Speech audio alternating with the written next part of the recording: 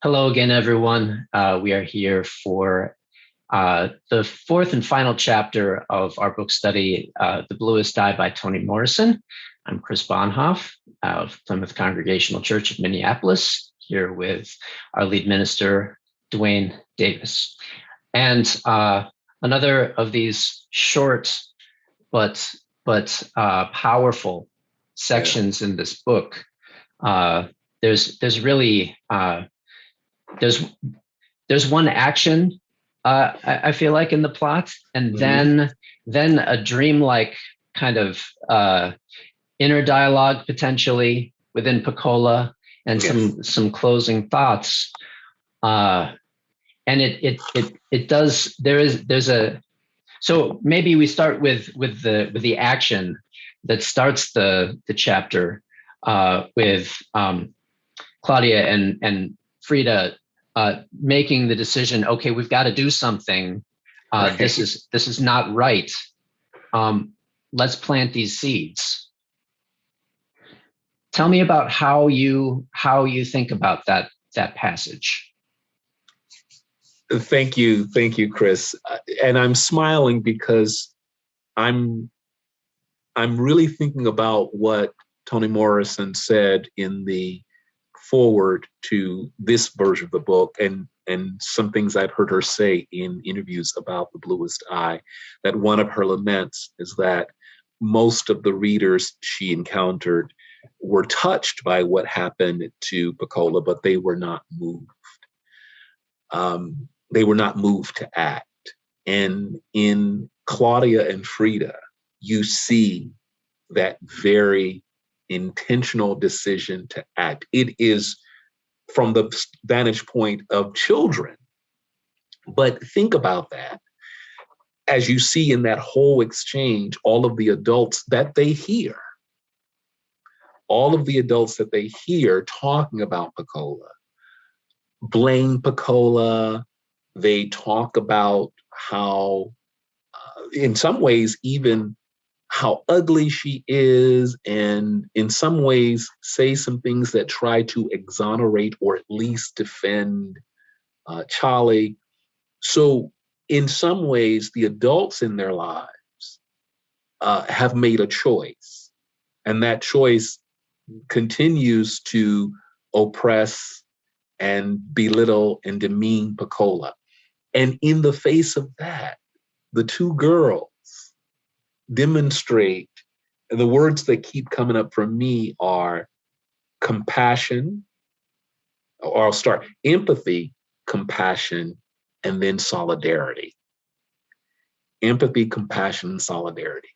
Imagine if in the world, especially from people of faith, that our approach to the most vulnerable, regardless of how it happened, when it happened, who's responsible for the worst occurrences in their life, if we moved to act with compassion, with empathy, compassion, and then solidarity. And I put them in that row because empathy, again, before you even move, you are moved to think about what's going on with that person, not from your vantage point, which the adults did,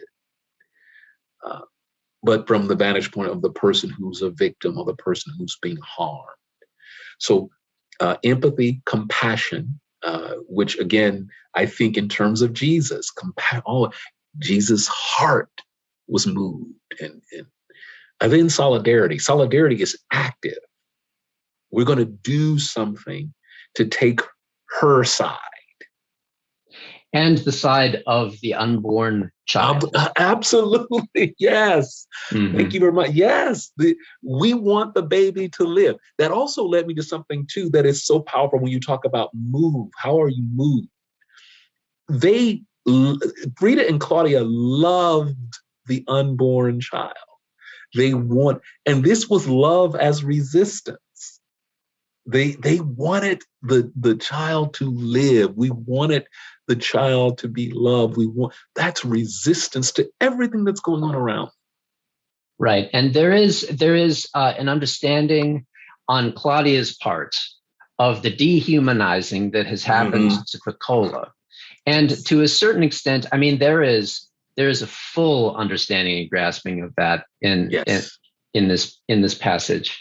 And to a certain extent, she understands, she doesn't accept that that is the case, but she understands it. But then, you know, the dehumanizing of the baby is the thing that really pushes them over the fence.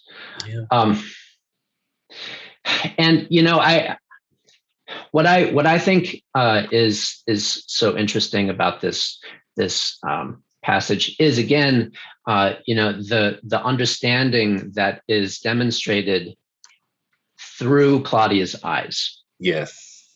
The grasping of the full the full construct, the full dehumanization of what everyone is doing, as well as the complicity of everyone. Yes. And if you don't mind, I can't not read this section because I feel like it ends at a place that really wraps up all of the ideas that we've been talking about throughout this series about you know, God and religious language through the eyes of these characters, and how we should be discomforted by this as Christians, as and I love that people. word.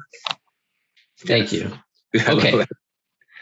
So this is as Claudia is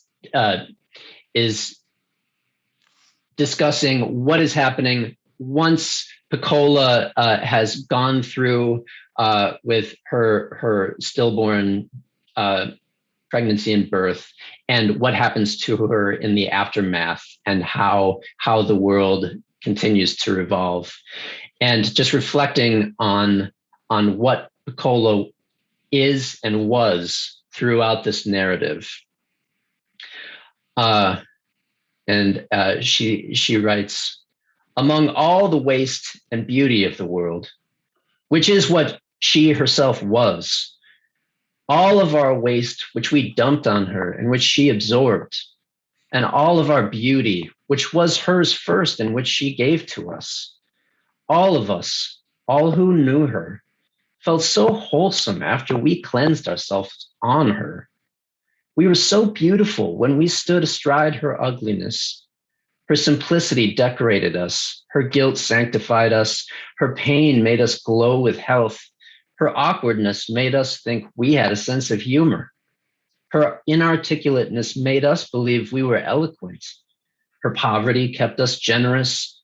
Even her waking dreams we used to silence our own nightmares. And she let us, and thereby deserved our contempt. We honed our egos on her, padded our characters with her frailty, and yawned in the fantasy of our strength. And fantasy it was, for we were not strong, only aggressive. We were not free, merely licensed.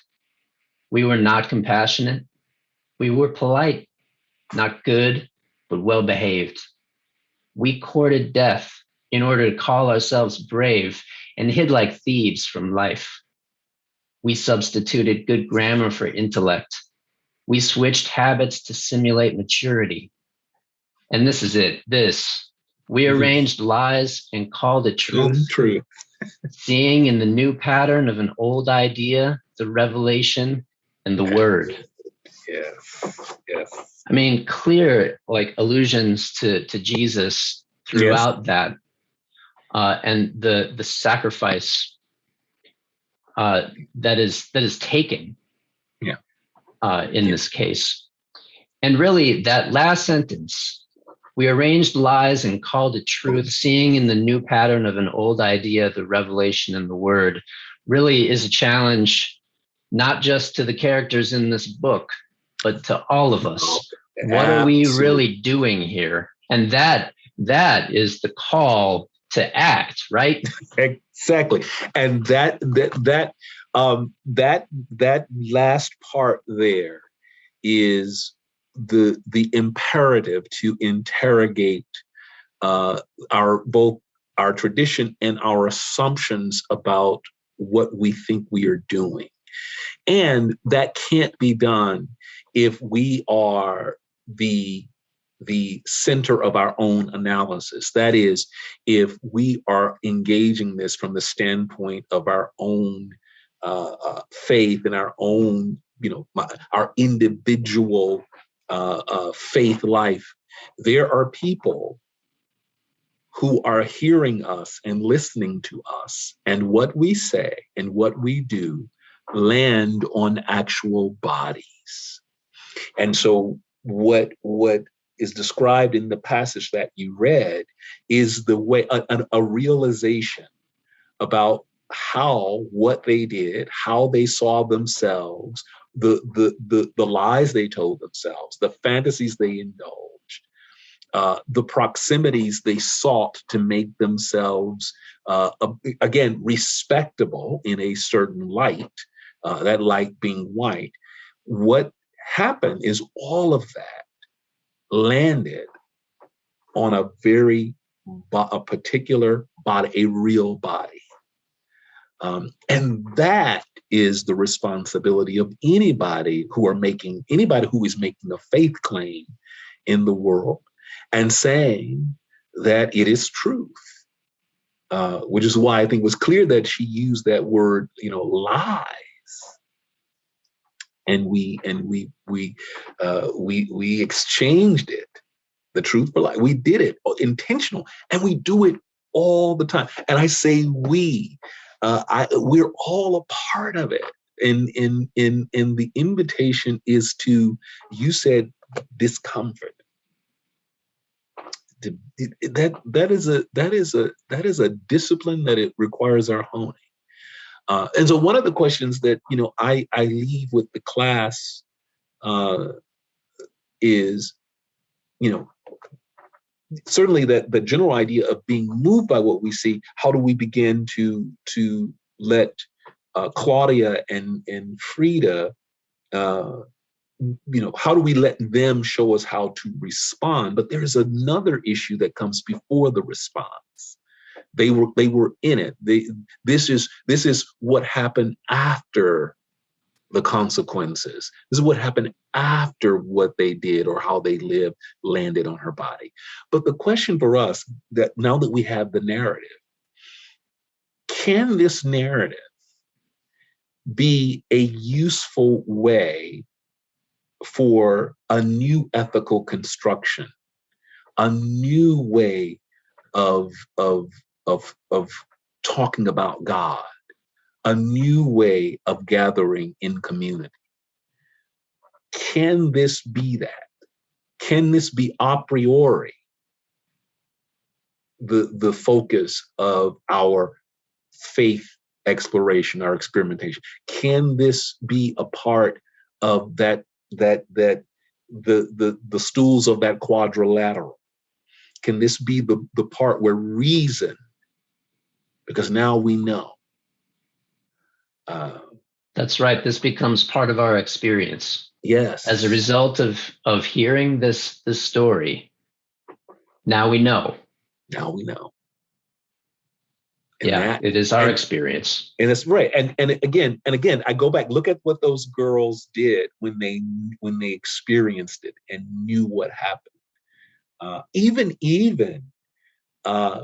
which warmed my heart, and really every time I read it, I think as Claudia says, we can pray for him, talking about the unborn child. Again, not only taking the discipline that an inadequate religion has bequeathed to them, but using it as a part of a resistance to the world around them. Those adults that they heard talking didn't say, why don't we pray for him? But those girls took that discipline from like I said, an inadequate religion, and said, we're going to use it as a part of our way of resisting what they've given us. That's right. Yeah. Well, and I guess a question that comes up for me and I love the question that you pose, is, and what of the truths that we hold? Yes. And is there an aspect of those truths and that of what we call and understand as the revelation and the word, Mm-hmm. that is only a reorganization of the lies? Yes.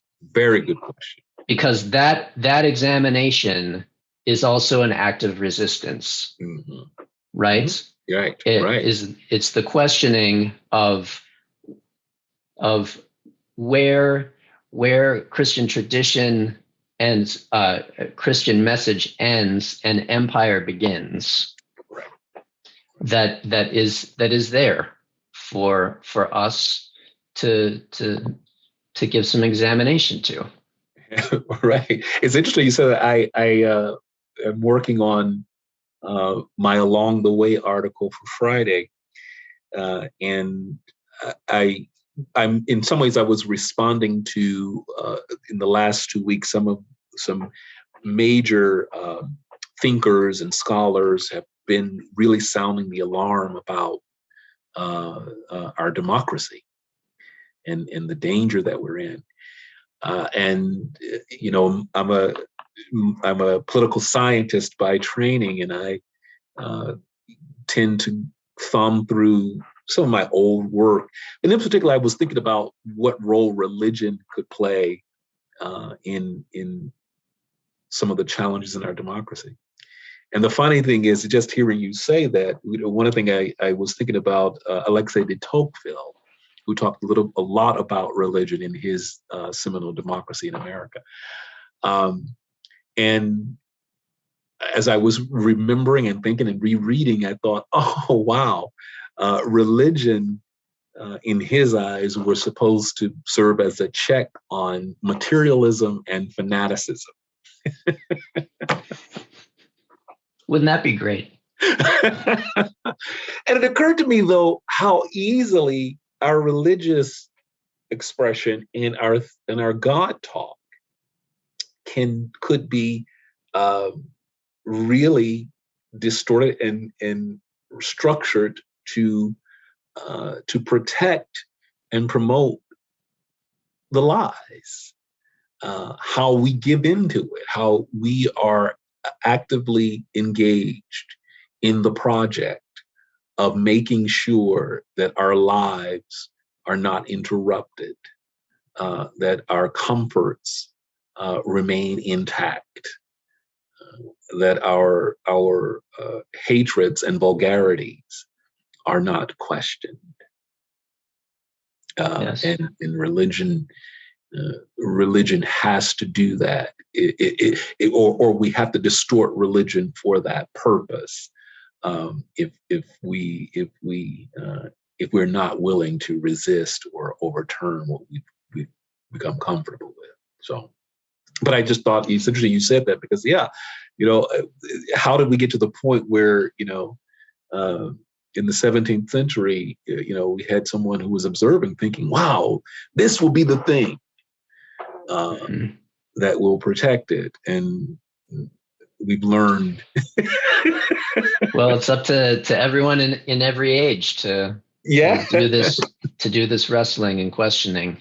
Yeah. And Morrison's prophetic witness and writing helps us to by suggesting some areas that need some examination in our own culture. Right.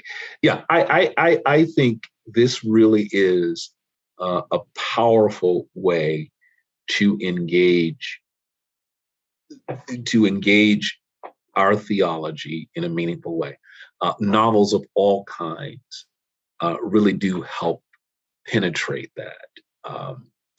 And I think it's worth us doing it so that we can be challenged. We can, and again, in this particular case, especially for all those of us who care about racial justice, those of us who care about what is going on, those who care about poverty, those who care about all of the social justice issues that still live with us now. Especially if we are moved by our own faith claims, there's something more of us that's required. And if our own liturgies and our own reading of the Bible won't do it, maybe the fiction form can do it. Because I must admit, the Bluest Eye challenges me more often than a lot of what I read in religious literature and sermons. It challenges me in a way that it continues to show me that I need to do more, to move more. So, yes. Well, Dwayne, thank you for this. Best of luck on a wonderful discussion in the in-person yes. group. Please post your comments and more to come. All right. Thank you all. Thank you. Last class is going to be wonderful. Since we've read the whole thing, we get the whole book to be our source material. So thank you.